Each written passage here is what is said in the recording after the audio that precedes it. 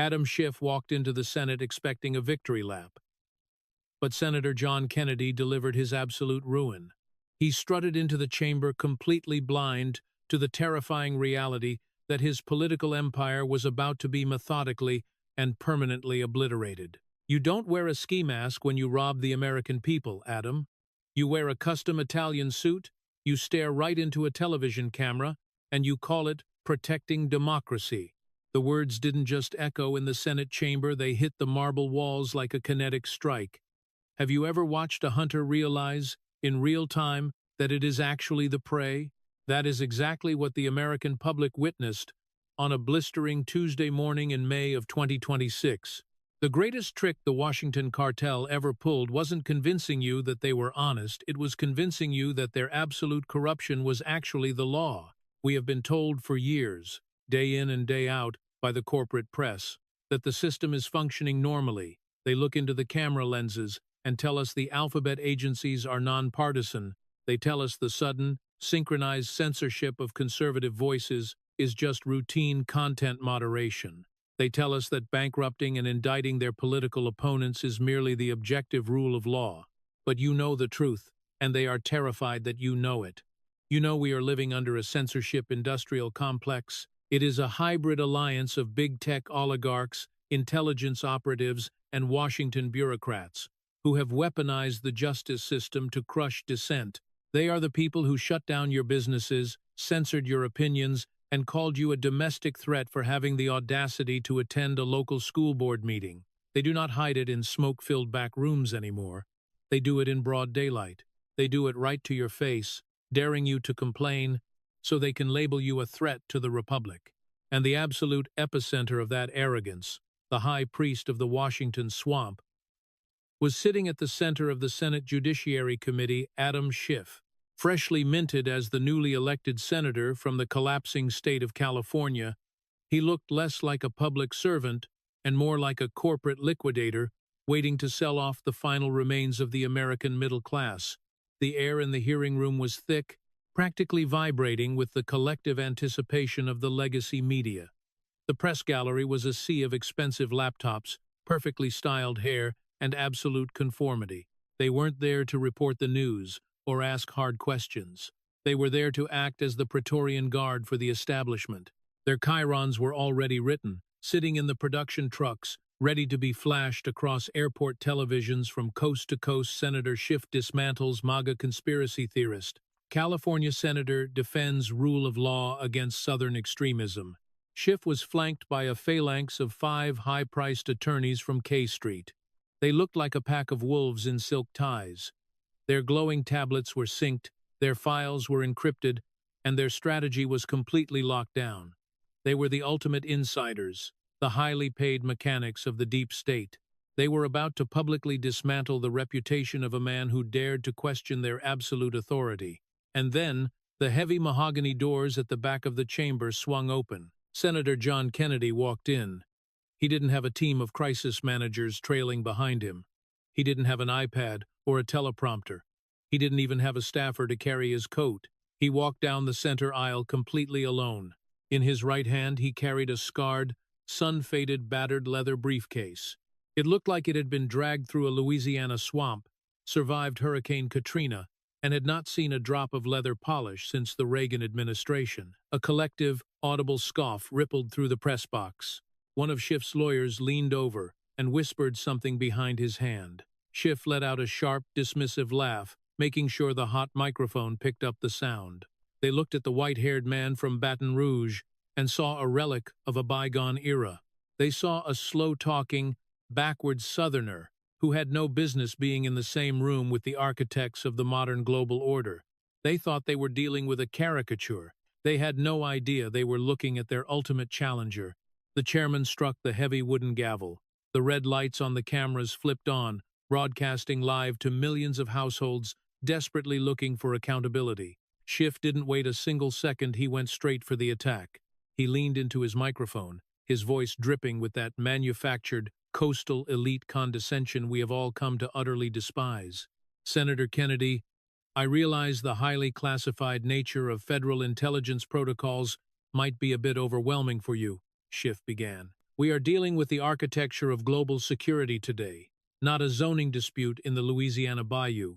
He strongly suggested Kennedy sit back, listen to the experts, and try not to slow down the adults in the room with his trademark folksy anecdotes. The American people do not have the time or the patience for your backwoods obstructionism today. The silence in the room was absolute and suffocating. It was a calculated, brutal public humiliation, designed for primetime television. The reporters in the front row practically salivated, their fingers hovering rapidly over their keyboards.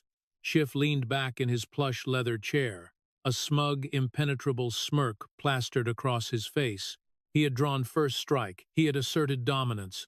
Kennedy didn't flinch. He didn't raise his voice in defensive anger. He didn't try to defend his honor or demand an apology. He slowly reached into his breast pocket, pulled out a completely unraveled cloth, and began cleaning his reading glasses. He took a painfully long time, 5 seconds, 10 seconds. The silence stopped being a victory lap for the establishment and started becoming extremely uncomfortable. Kennedy finally placed his glasses on the bridge of his nose. He looked right through the 5 lawyers. He looked right through the flashing cameras. He locked his eyes directly onto Adam Schiff. "You know, Adam, where I come from, we have a saying about men who brag about how smart they are before the test even starts," Kennedy drawled. "We say they are usually the ones who stole the answer key. But what is truly pathetic is that you stole the answer key, and you still managed to fail the exam." Schiff's smirk vanished instantly. His lead attorney sat bolt upright, the smugness draining from his face. "You called me a backwoods obstructionist," Kennedy continued, his voice dropping an octave, losing every single ounce of its usual grandfatherly warmth. "You told the American people to trust the experts. You told them to trust you." Kennedy placed his hands on the heavy brass latches of the scarred leather briefcase. "Well, I didn't bring anecdotes for the American people today. I brought an autopsy. An autopsy of every single lie you have peddled, packaged, and sold to this country for the last 10 years. The twin brass latches of the briefcase snapped open. The metallic sound cracked through the dead-silent Senate chamber like a judge's gavel striking a heavy stone. "Class is in session, Senator, and I am about to expel you." The metallic click of those brass latches echoing in the Senate chamber should have been a warning siren to anyone with an ounce of self-awareness. That sound was the definitive end of the political theater and the beginning of a legal reckoning. But Adam Schiff did not hear a warning. He could not hear it. When you spend your entire career inside the reinforced, soundproof bubble of the Washington establishment, you lose the ability to hear anything other than your own applause. Schiff looked at the worn leather briefcase resting on the polished mahogany desk and saw nothing but a pathetic prop. He saw a desperate, last-ditch stunt from a man he fundamentally viewed as an intellectual inferior. This is the fatal flaw of the radical left and the administrative state. They do not just disagree with you, they do not just think your policies are wrong. They genuinely, deep down in their bones, believe that you are stupid. They believe that if you do not live in a coastal zip code, if you do not have a preferred pronoun listed in your bio, and if you speak with a regional accent, you are a lower form of life. Schiff adjusted his posture, leaning forward into the microphone with the predatory confidence of a man who believes he holds all the cards. He did not know what was in those folders, and frankly, he did not care.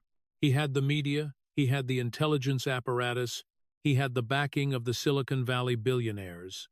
To him, John Kennedy was not a United States senator. Kennedy was a caricature, a walking, talking stereotype that Schiff was about to use as a punching bag for the evening news cycle. "A briefcase full of paper, Senator?" Schiff asked, his voice adopting that mock sympathetic tone usually reserved for scolding a toddler. "Is this the part where you pull out some printed-out blog posts and internet conspiracies?" Schiff chuckled, a dry, rehearsed sound that signaled the press gallery to join in. A few compliant reporters in the front row dutifully offered soft laughter. "Let us be absolutely clear about what is happening here today, John," Schiff continued, dropping the formal title to assert his perceived dominance. "You are out of your depth. You are sitting in a room where we discuss the highest echelons of national security, global intelligence networks, and the delicate architecture of the Federal Republic. This is not a county fair in Louisiana. This is not a place for your folksy charm and your carefully rehearsed Southern colloquialisms.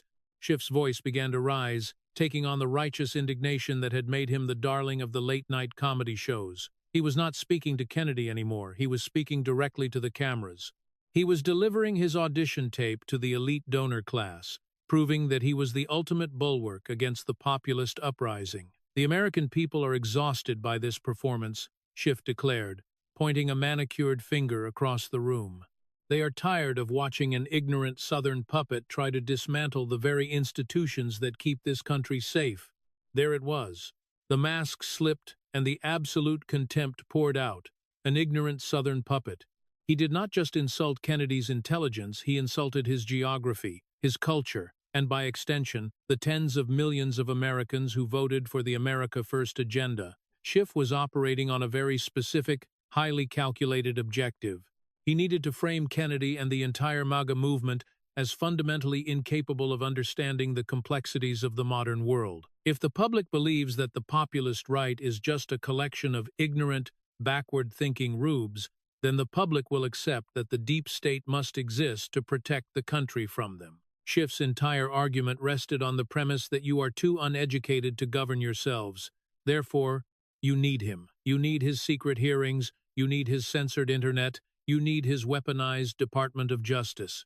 You do not understand the intelligence you are given, and you lack the sophistication to grasp the geopolitical consequences of your obstruction, Schiff sneered. You are a mouthpiece for a dangerous regressive fringe that refuses to accept the expertise of the people who actually run this government. Schiff crossed his arms, leaning back in his expensive leather chair, completely satisfied with his own monologue. He had delivered the perfect soundbite. He could already see the CNN chirons flashing at the bottom of the screen. He expected Kennedy to snap back. He expected the Louisiana senator to get red in the face, to bang his fist on the table, to yell into the microphone in a defensive rage. That is what politicians do when they are cornered. They lash out.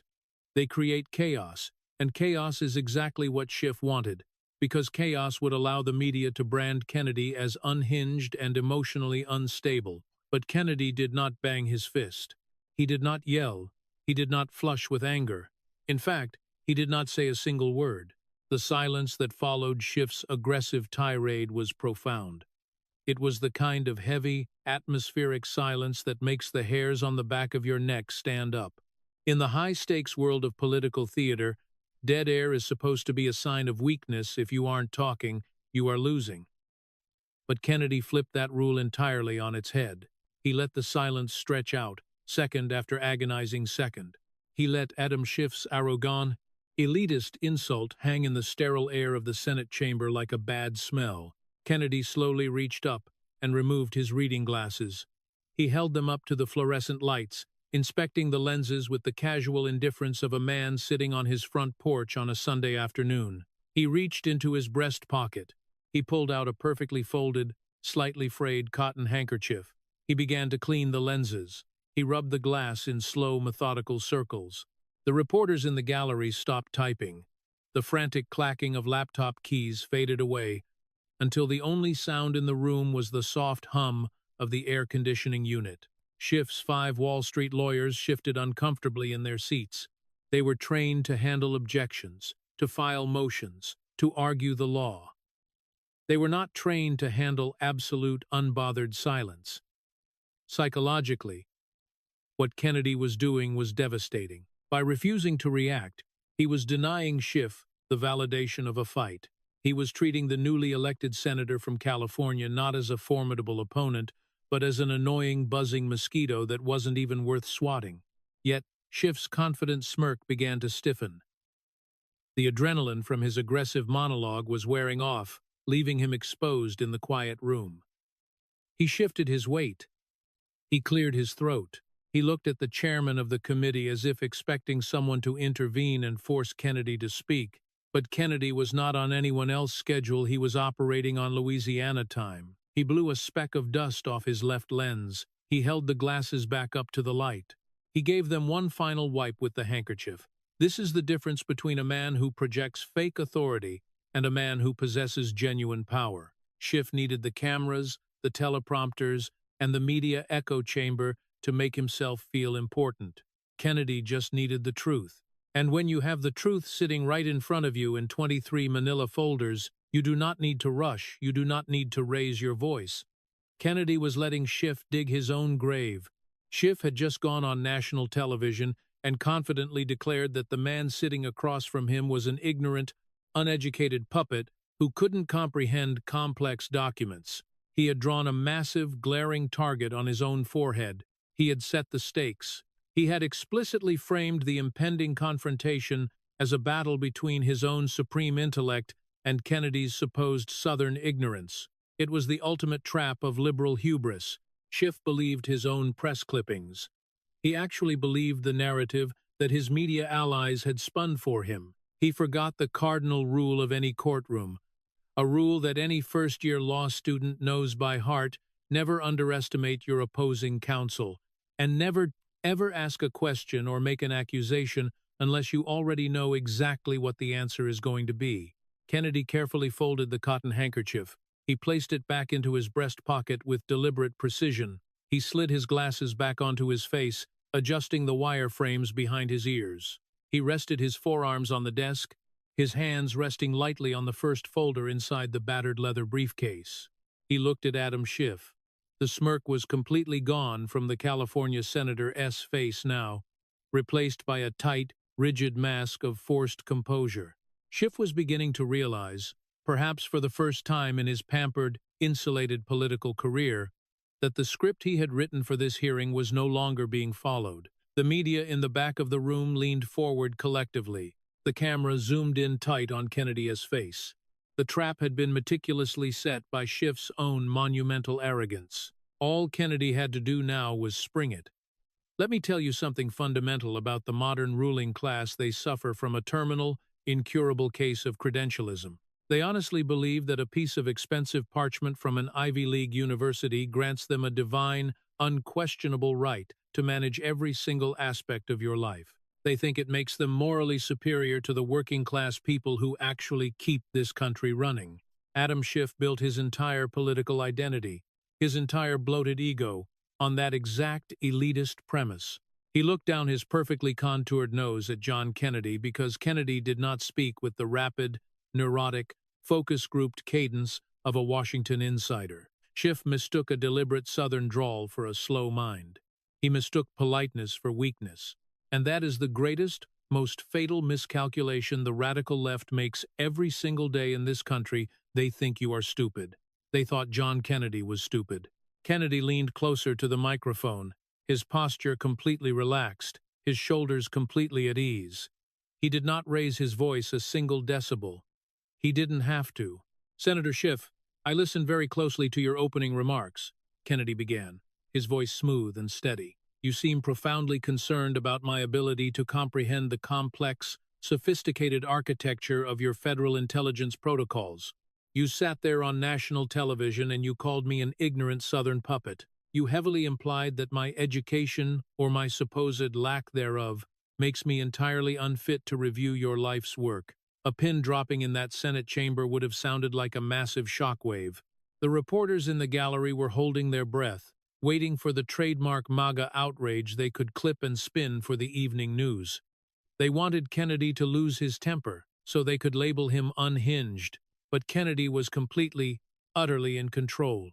"Now, my mama always taught me that it is terribly impolite to brag," Kennedy continued, a faint, razor-sharp smile playing at the corners of his mouth. "She used to say that a man who constantly has to tell you how smart he is usually isn't.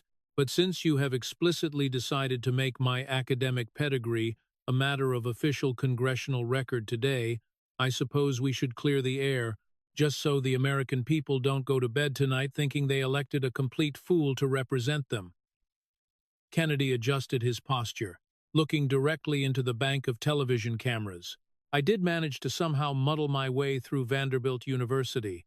I know it is not the elite coastal institution you and your friends prefer, but we actually managed to read a few books down there. And then, by some stroke of pure, unadulterated Southern luck, I stumbled into the University of Virginia School of Law. I even managed to graduate with honors right there on Mr. Jefferson's beautiful campus." Kennedy paused, letting the weight of those institutions settle over the room. But he wasn't finished. I suppose the real aberration, the real glitch in the system, was when I crossed the pond. You see, Adam, I somehow tricked the selection committee into making me a Rhodes Scholar. I spent a few years over at Oxford University, Magdalen College, to be precise, studying law, political philosophy, and the fundamental rights of free men. The physical reaction in the room was instantaneous and absolute. You could practically hear the oxygen being violently sucked out of the press gallery. The CNN anchors in the front row suddenly stopped typing. The 5 high-priced Wall Street lawyers sitting behind Schiff suddenly looked like they had just swallowed broken glass. Their entire multi-million-dollar legal strategy was built on bullying a backwoods caricature. They had prepared to verbally abuse a farmer. They had not prepared to cross-examine a top-tier legal scholar who had navigated the halls of Oxford while they were still trying to figure out how to pass the LSAT. Schiff's jaw tightened so hard you could see the muscles twitching through his skin. The color violently drained from his face, leaving him with a pale, sickly, panicked complexion. He had walked right into a completely avoidable, humiliating trap of his own making. He had tried to intellectually shame a man who possessed a resume that dwarfed his own. Kennedy didn't even pause to gloat. He didn't need to. The total destruction of Schiff's premise was self-evident. Kennedy reached his large, weathered hands into the battered leather briefcase. He bypassed the thick stacks of financial records, the surveillance logs, and the bank statements. He pulled out the very first folder. It was a simple, unassuming manila file. It did not have a classified red stamp on it. It did not have a top-secret government seal. Kennedy opened it and withdrew a bound stack of paper that looked noticeably old, the edges slightly yellowed by time. Now, Adam, since we have officially established that I can in fact read, I decided to do a little bit of homework on you, Kennedy said. I didn't consult the New York Times. I didn't ask MSNBC for their highly curated, safely fact-checked corporate opinion of your illustrious career. I went straight to the source.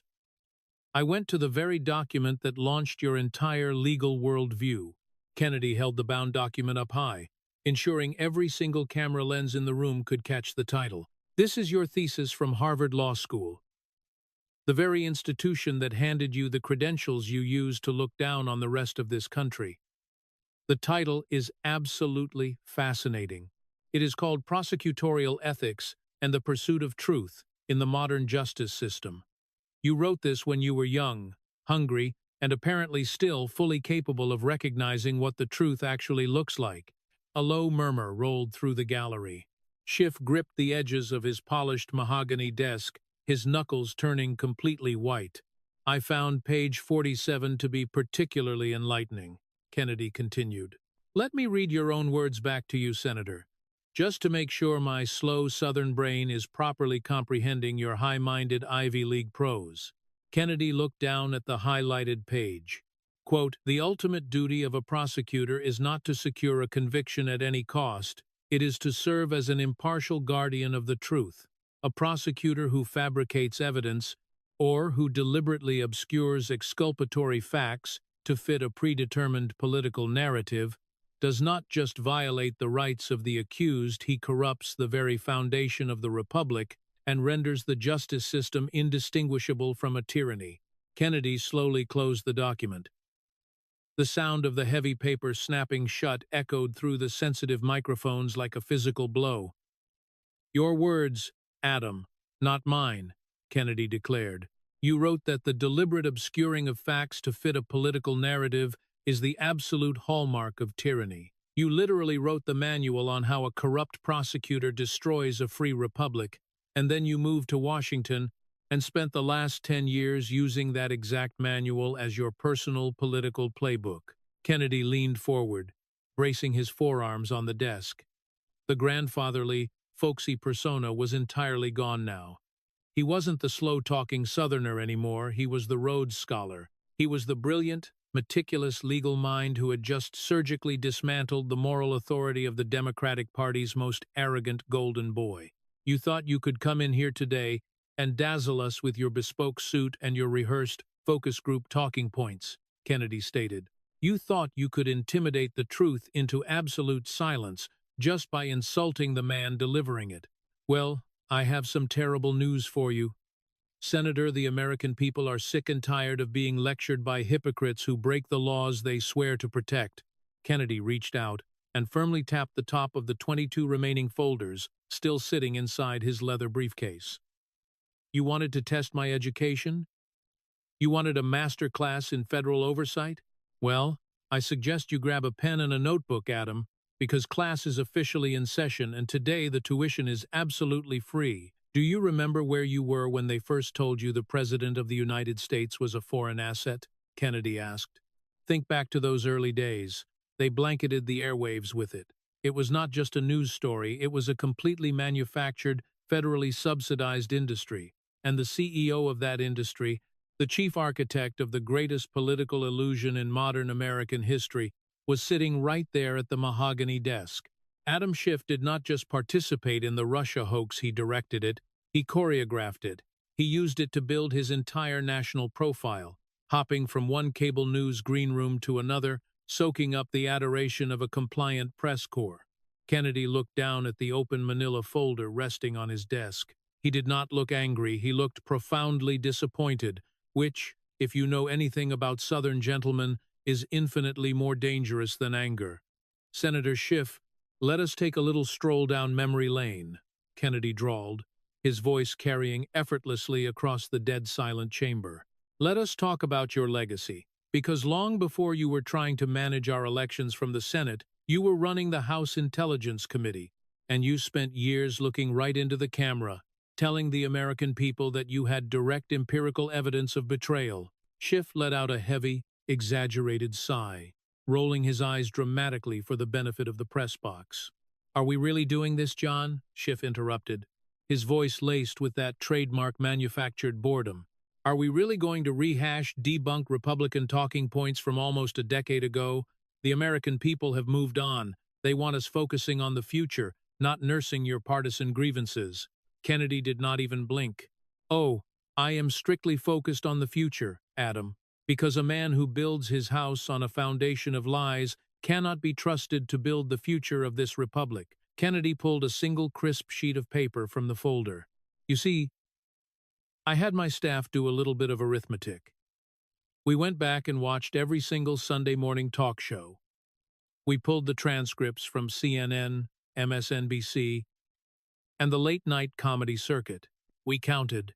Between 2017 and 2020, you went on national television and explicitly stated that you had more than circumstantial evidence of Russian collusion. Kennedy leaned closer to the microphone, his eyes locked onto Schiff like a laser.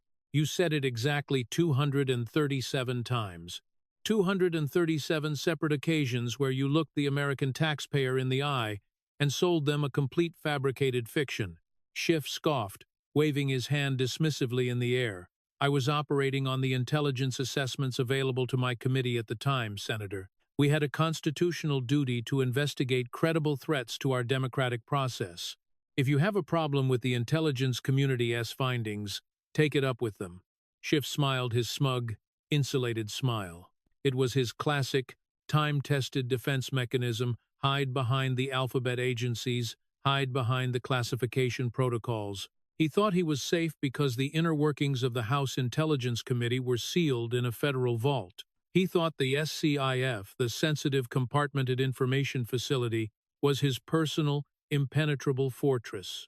But Kennedy just shook his head, offering a gesture of profound, withering pity. You see, Adam, that is the fundamental problem with building a fortress out of classified documents. Eventually, somebody changes the locks. Kennedy reached back into the open folder. He did not pull out another piece of paper. He pulled out a small black digital audio player. He placed it deliberately on the desk right next to the microphone.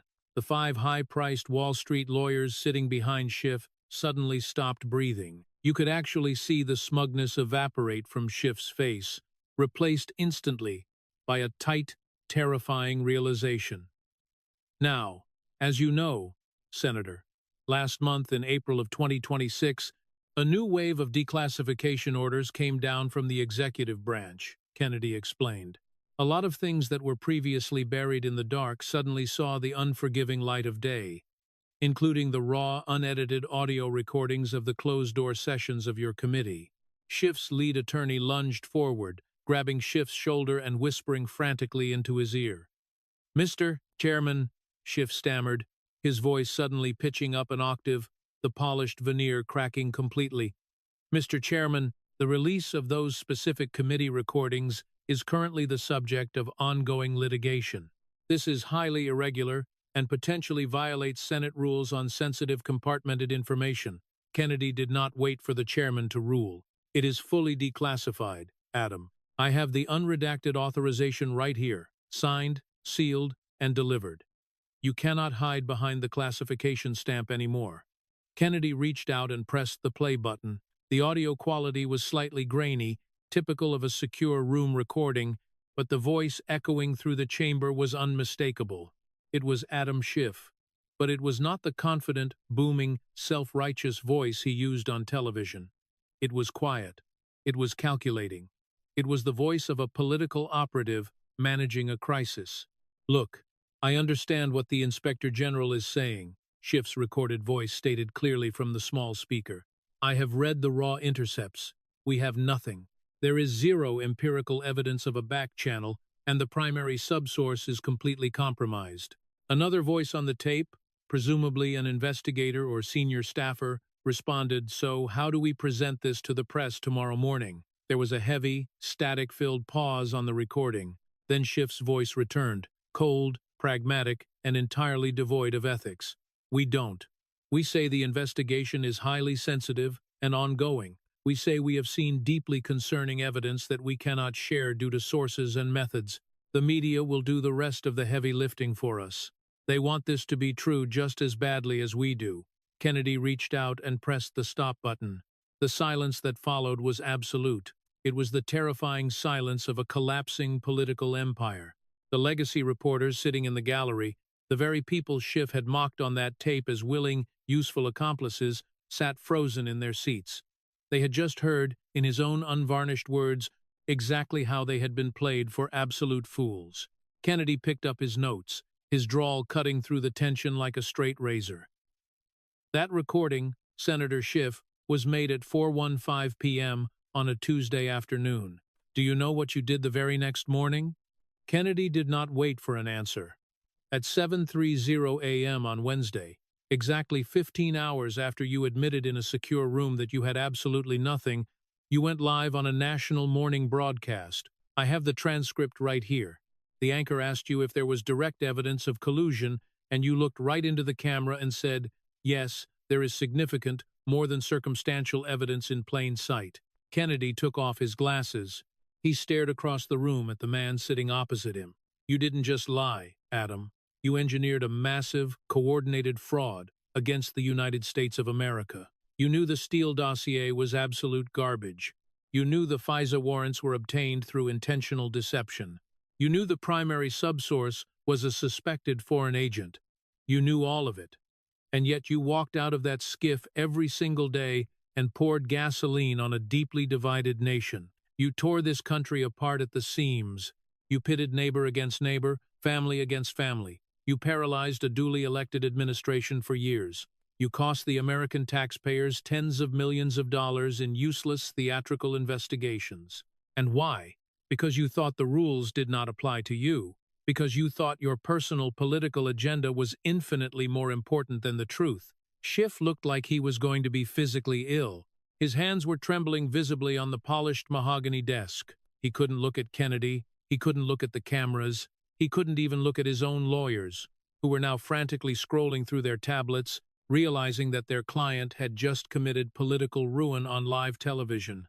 Schiff stared straight down at his perfectly manicured hands, the color completely drained from his face. "You accused half the country of being traitors," Kennedy continued, his voice echoing with righteous, slow-burning fury. "You branded innocent Americans as agents of a foreign power just because they voted differently than your coastal elite donors. But the only man in this room who actively, consciously conspired to deceive the American people is sitting in your chair." Kennedy closed the first folder. 237 lies caught on tape. And that, Senator Schiff, is just the first folder. There is a specific kind of stench that emanates from the intersection of high-level politics and low-level morality. It is the smell of a rotting conscience hidden behind a $1,000 silk tie. If you thought the Russia hoax was a betrayal of the country, wait until you see the betrayal of the human soul. We are told by the radical left and by their stenographers in the media that they are the party of compassion. They tell us they are the champions of the marginalized, the protectors of the vulnerable, and the moral arbiters of our culture. They look down from their ivory towers in West Hollywood and Washington, lecturing you about your privilege while they sip vintage wine bought with the funds of the desperate. It is May of 2026, and the air in this Senate chamber just turned ice cold. Senator John Kennedy isn't looking at a laptop or a teleprompter. He is looking at folder number 7. Adam Schiff is trying to maintain his composure, but the sweat is starting to bead on his upper lip, visible even through the high-definition cameras. His legal team is whispering so loudly it sounds like a nest of disturbed vipers. They know what is in this folder. They have spent years trying to bury it under a mountain of procedural delays and media blackouts, but the deep state can only hide the truth for so long before the weight of it collapses the ceiling. Kennedy leans forward, his voice dropping into a register that feels like a tolling bell. Senator Schiff, let us move away from the abstract world of geopolitics and talk about something much more intimate. Let us talk about your friends in California. We judge a man by the company he keeps, because a man who lies down with dogs shouldn't be surprised when he wakes up with fleas. But in your case, Adam, the dogs weren't just barking, they were dangerous. Kennedy reaches into the battered leather briefcase and pulls out a stack of photographs. He doesn't show them to the cameras yet, he just lays them face down on the mahogany desk, one by one. Do you recognize the name Ed Buck, Senator? The silence that follows that name is heavy enough to crush a man's rib cage. The corporate reporters in the press box suddenly look like they want to be anywhere else on earth. They know the name. They helped suppress it for years because the implications were too devastating for the narrative. For those of you listening at home who haven't heard this story, Ed Buck was a high-level Democratic megadonor. He was a fixture in the California political machine. He was a man who hosted the elite, the powerful, and the virtuous in his West Hollywood apartment. And while he was cutting checks to the Democratic Party, he was also subjecting young, vulnerable individuals to highly illicit chemical substances that led to fatal consequences. He was entertained by their suffering, by their near-fatal experiences, and eventually by their tragic and untimely passing. Kennedy picks up the first folder labeled Moral Bankruptcy. According to the Federal Election Commission records, which I have right here, Ed Buck didn't just donate to your party, Adam. He was one of your most prolific personal supporters. He channeled over $500,000 into your campaigns and your political action committees over the years. $500,000. That is a lot of moral conscience you bought with that money. Schiff's lead attorney stands up, his voice trembling with a mixture of fear and rehearsed outrage. Mr. Chairman, this is an outrageous smear tactic that has nothing to do with federal intelligence oversight. These donations were legal at the time, and any insinuation of impropriety is a gross violation of Senate decorum. Kennedy doesn't even look at the lawyer. He keeps his eyes locked on Schiff, who is now staring at a spot on the wall behind Kennedy's head. Decorum is a funny word to use when we are talking about fatal casualties hidden within a major donor's private residence. Counselor, Kennedy drawls, "Sit down." The lawyer slowly sinks back into his chair, realizing that the old rules of engagement have been revoked. You see, Senator Schiff, the real tragedy isn't just that you took the money, it's that you kept taking it after the first tragic loss was carried out of that apartment in 2017, Kennedy says. You kept taking it after Gemmell Moore tragically lost his life. You kept taking it after Timothy Dean suffered the exact same tragic fate. The entire Democratic establishment in California knew exactly what was happening in that apartment. The community was screaming for justice, but the checks kept clearing, so the politicians stayed silent. Kennedy reaches for a remote on his desk and points it at the large monitors mounted on the chamber walls. I want to show you something that the networks refused to air during your various impeachment circuses. The screen flickers to life.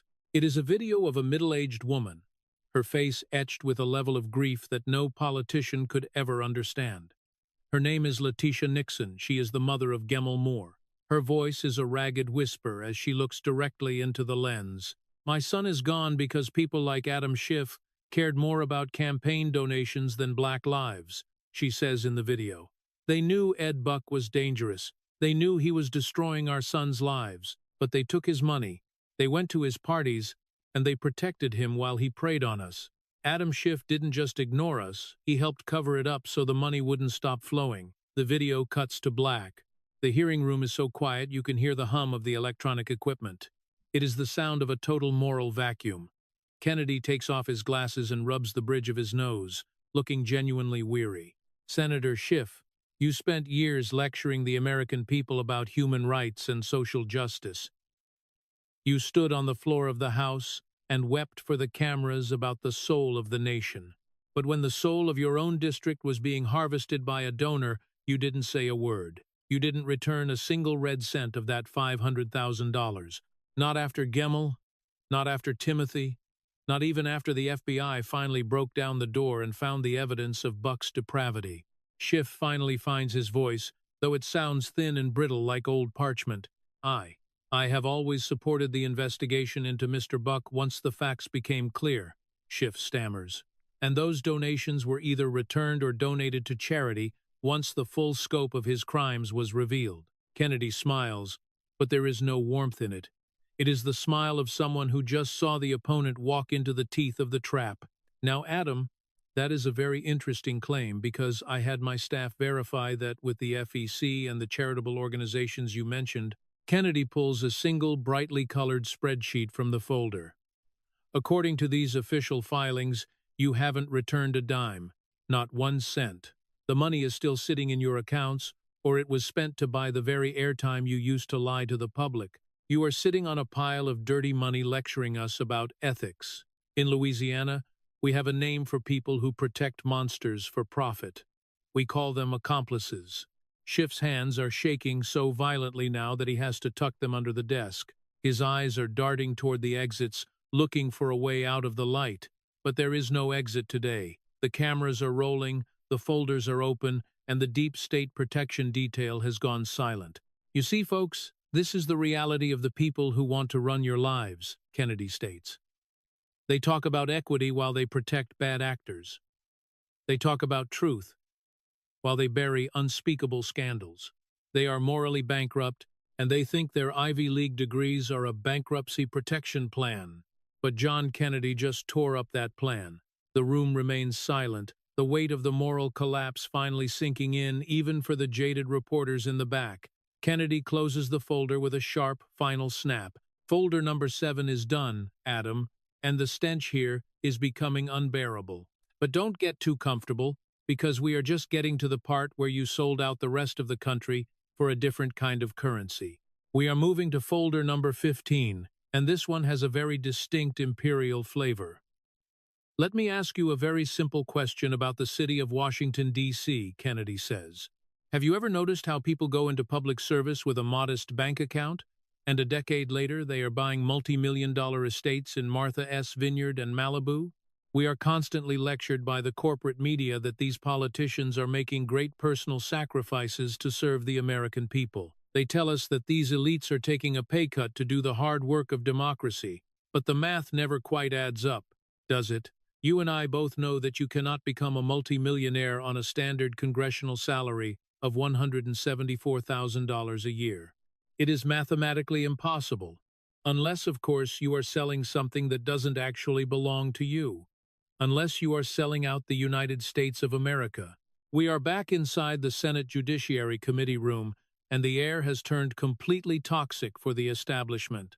Senator Adam Schiff is sitting at his mahogany desk, looking like a man who has just been hit by a freight train, but hasn't fully realized his legs are missing. The exposure of his ties to Ed Buck and folder number 7 has left his legal team in a state of absolute, paralyzed panic. But Senator John Kennedy is not finished. He is not even close to being finished. Kennedy does not give Schiff a moment to breathe, a moment to spin, or a moment to call for a recess. He reaches his weathered hand right back into that battered leather briefcase. He pulls out folder number 15. This folder is noticeably thicker than the others. Kennedy sets it on the desk and places his hand flat on top of it, looking across the room with eyes that have turned as hard as Louisiana flint.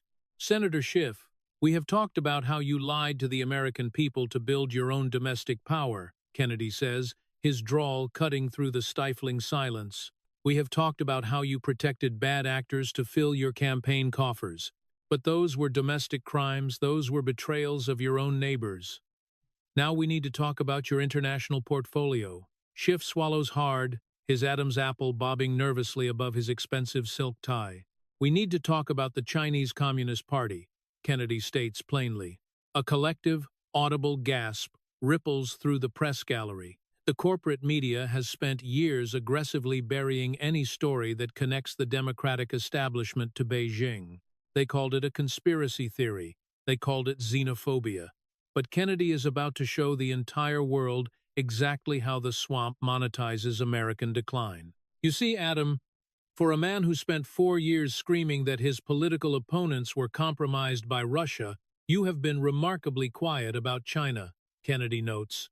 You have killed every single piece of legislation in your committees that would have held Beijing accountable for intellectual property theft. You voted against tariffs that would have protected American steelworkers.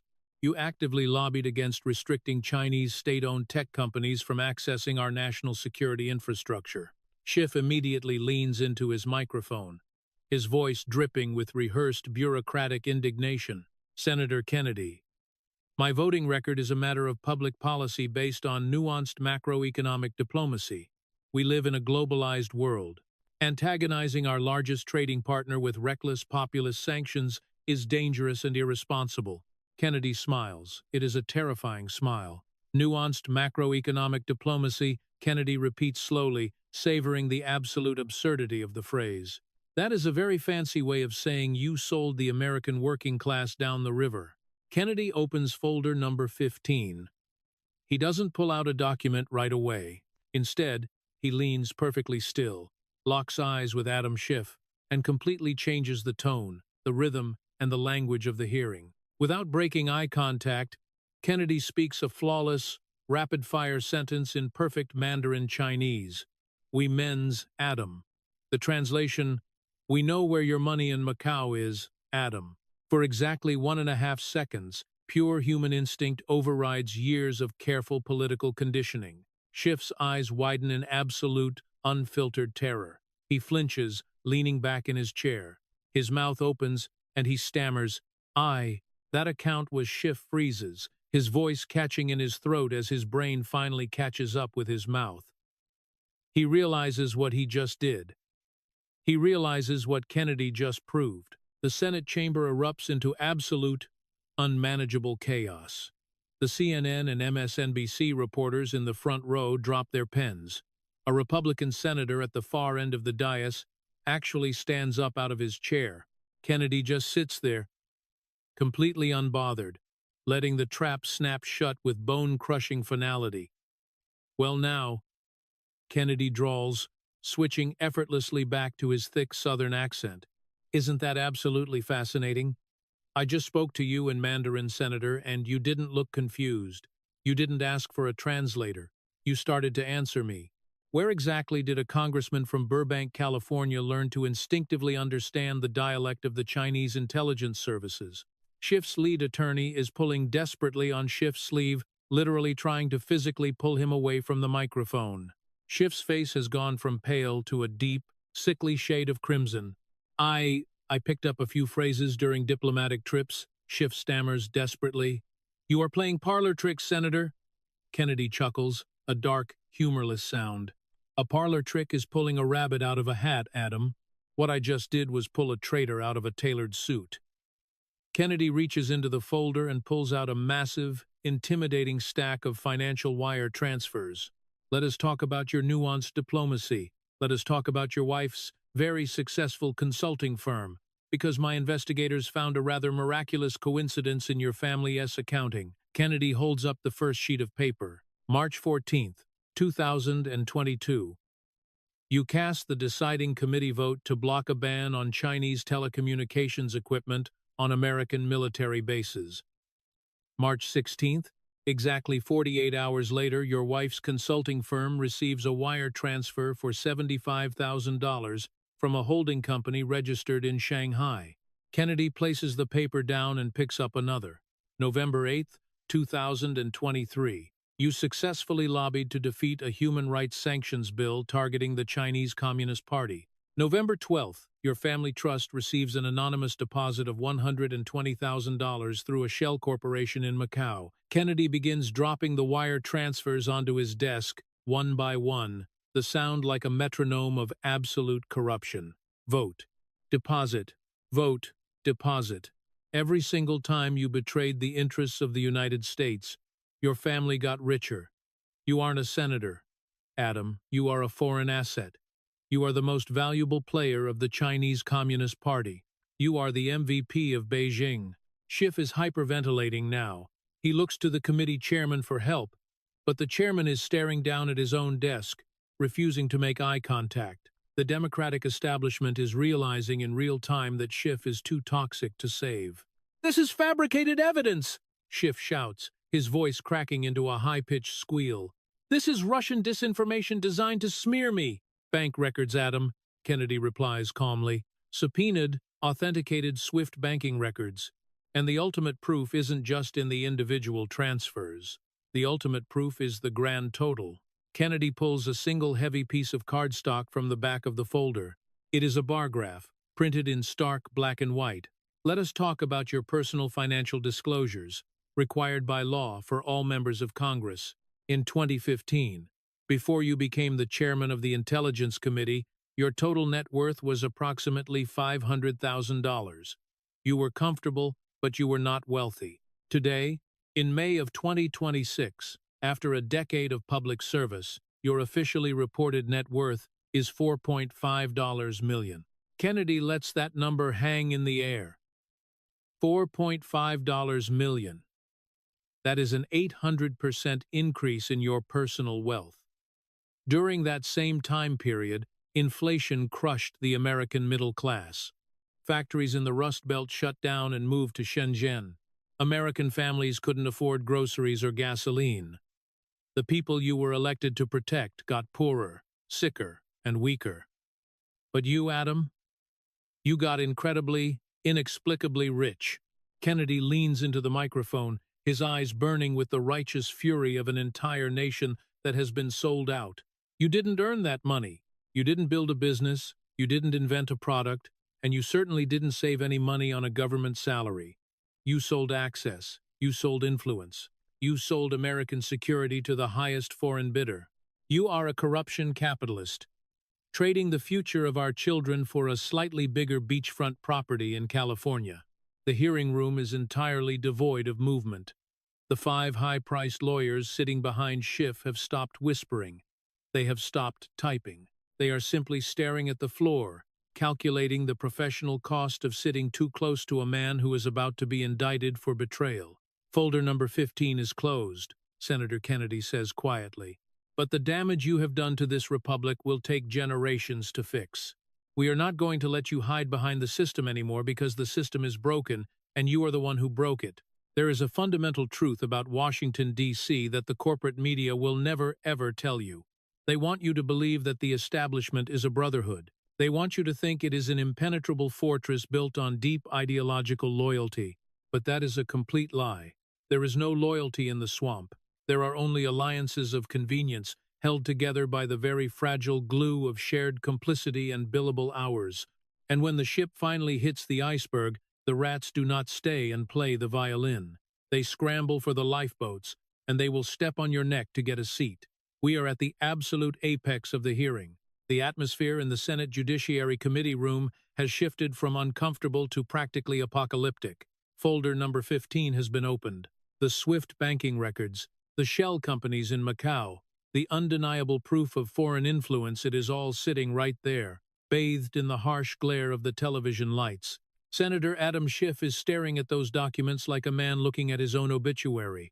But if you want to understand how power really works in this country, do not look at Schiff. Look at the man sitting directly over his right shoulder. Look at his lead attorney. This is a man who charges $2,000 an hour. He is a K Street apex predator. a man who has made a very comfortable living defending the indefensible. He has defended corrupt CEOs, disgraced politicians, and insider traders. He knows how to handle a bad news cycle. He knows how to bury a scandal in procedural motions and jurisdictional disputes. But he also knows the difference between a political scandal and a federal indictment for violations of national security protocols. You can spin a bad vote. You can spin an inappropriate campaign donation. You cannot spin authenticated, synchronized bank transfers from the Chinese Communist Party. The lawyer is looking at the bar graph John Kennedy just presented. He is looking at the 800% increase in Adam Schiff's net worth. He is doing the math in his head, not just on Schiff's finances, but on his own survival. Because an attorney cannot suborn perjury. An attorney cannot knowingly present a false defense without risking disbarment or, worse, becoming an unindicted co-conspirator in a racketeer-influenced and corrupt organization's case. The camera catches the exact moment the lawyer makes his calculation. It is a subtle shift, a sudden tightening of the jaw, a cold, dead look in the eyes. He reaches forward and begins to silently gather his papers. He stacks his legal pads. He closes his expensive leather portfolio. Schiff is still hyperventilating, still trying to stammer out a defense about macroeconomic diplomacy, completely oblivious to what is happening right behind him. But Kennedy sees it. Kennedy stops talking and just watches. The silence spreads from the witness table to the press gallery, until every single eye in the room is fixed on Schiff's lead counsel. The lawyer stands up. He straightens his tailored suit jacket. He presses the button on his own microphone. "Mr. Chairman," the lawyer says, his voice cold, flat, and completely devoid of emotion. The chairman of the committee looks down, his face a mask of absolute shock. "Yes, counselor?" the chairman asks. "I need to state for the official record that as of this exact moment, I and my firm can no longer represent Senator Schiff in this or any other matter." The words drop into the room like an anvil.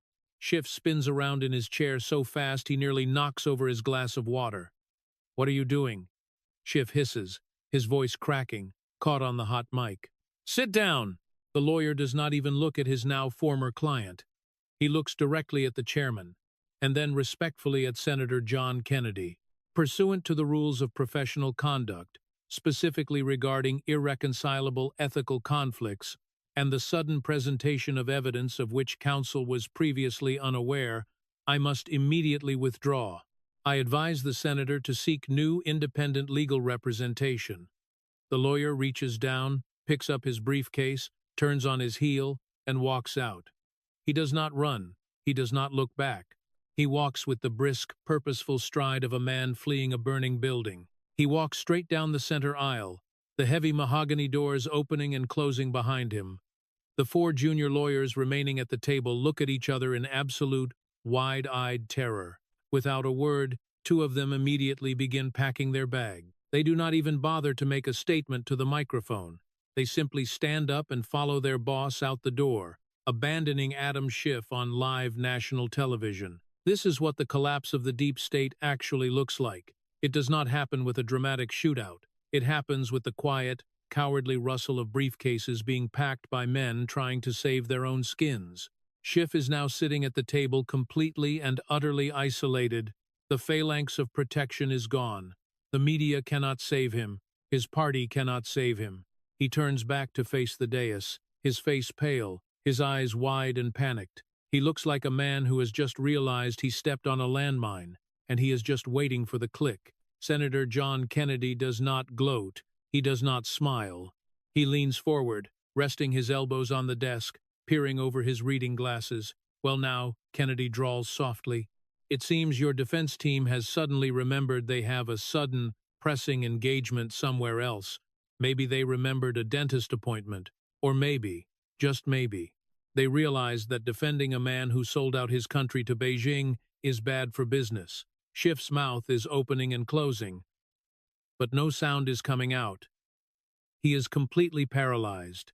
"Senator Schiff," Kennedy continues, his voice hardening, taking on the tone of a federal prosecutor delivering the final blow. "I have presented you with folder number 7, detailing your protection of a bad actor in exchange for campaign cash. I have presented you with folder number 15, detailing illicit foreign wire transfers directly tied to your voting record. I have laid out the absolute, undeniable proof of your corruption, your greed, and your betrayal of the United States. Kennedy points a long, steady finger directly at Adam Schiff. I am going to ask you one final question, and I want to remind you that you are sitting under oath. Lying to this committee is a federal felony, punishable by up to 5 years in a federal penitentiary, and your lawyers aren't here to object to the phrasing anymore. The tension in the room is so thick you could cut it with a chainsaw. The reporters in the gallery are not even typing, they are holding their breath.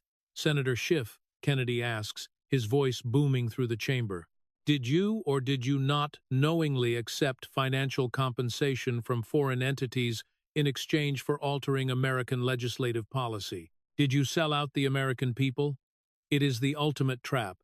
It is a perfectly constructed, inescapable corner. If Schiff says yes, he confesses to betrayal, bribery, and corruption on live television. If Schiff says no, he commits perjury, because the bank records sitting on the desk absolutely prove that he did. Kennedy has given him a choice between total ruin and absolute disgrace. Schiff sits frozen. The seconds tick by. 1, 2, 3. The silence is agonizing. It is the sound of a legacy dying. It is the sound of an arrogant, untouchable elitist, finally facing the terrifying reality of consequences. Schiff looks down at his hands. He looks at the empty chairs where his $1-million legal team used to sit. He looks up at the cameras, the red lights glowing, broadcasting his absolute humiliation to millions of Americans. This is the man who spent years demanding transparency. This is the man who said that if you are innocent, you have nothing to hide. This is the man who demanded the total destruction of his political enemies based on anonymous rumors. Schiff leans forward. His voice is barely a whisper. It is broken, defeated, and utterly pathetic. On the advice of, on my own assessment of the current proceedings. Schiff closes his eyes, unable to look at Kennedy or the cameras. I respectfully invoke my rights under the Fifth Amendment of the United States Constitution, and I decline to answer the question on the grounds that it may incriminate me. The gasp that erupts from the press gallery is completely audible. The flashbulbs from the photographers go off in a blinding, chaotic frenzy. He did it. Adam Schiff, the golden boy of the Washington establishment, just pleaded the Fifth Amendment. He just invoked his right against self-incrimination regarding charges of bribery and foreign collusion. Kennedy sits back in his chair. He looks at Schiff with an expression of absolute, unvarnished disgust. The Fifth Amendment, Kennedy repeats slowly, letting the words echo, the refuge of the guilty. You have the right to remain silent, Adam. It is a beautiful constitutional right designed to protect citizens from a tyrannical government.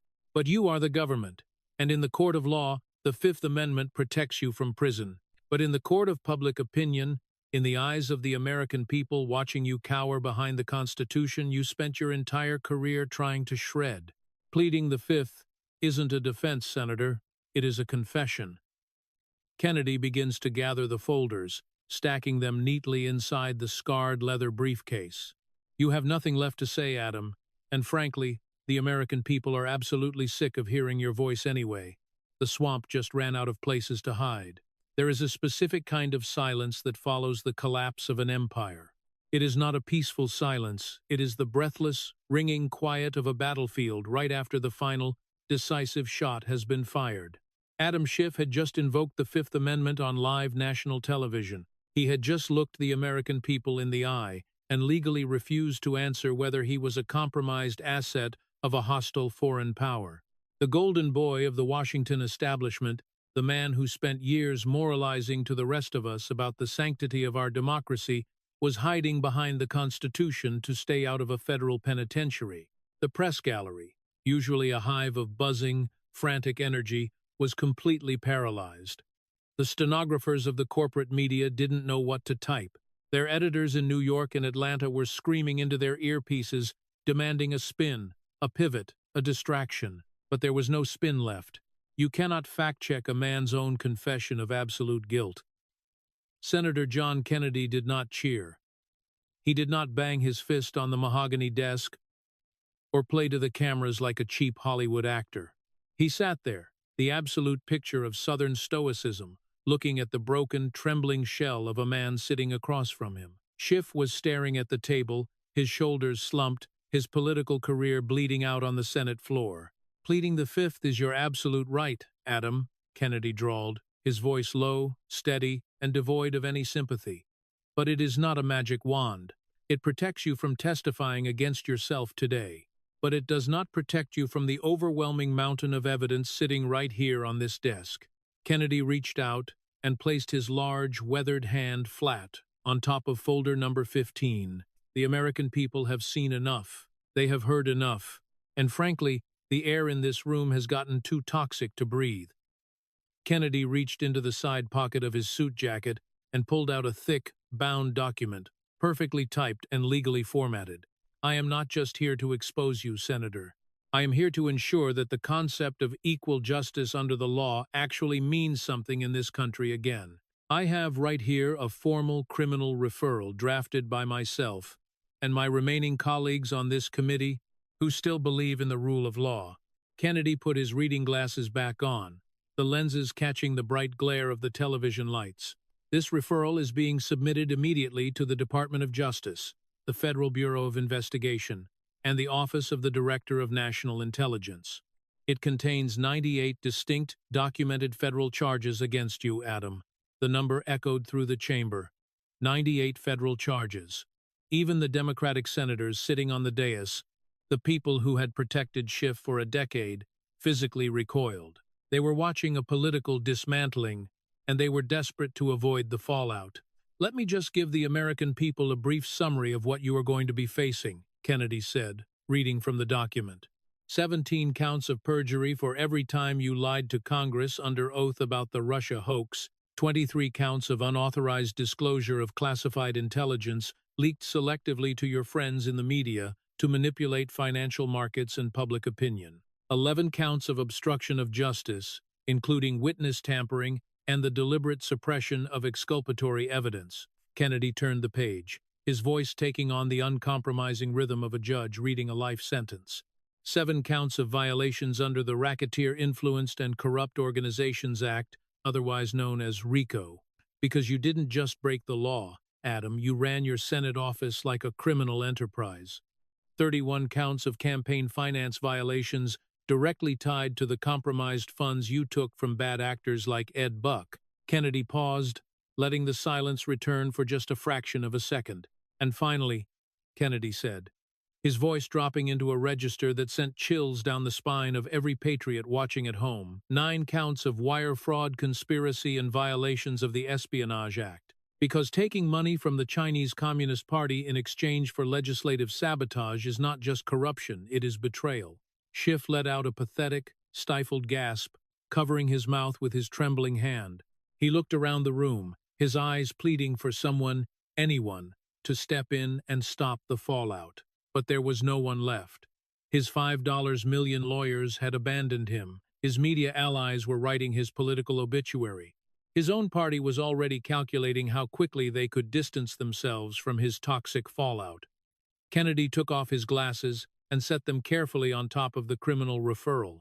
He began to gather his papers. He picked up the folders one by one. Folder number 1, folder number 7, folder number 15. He stacked them neatly with the meticulous care of a craftsman finishing a masterpiece.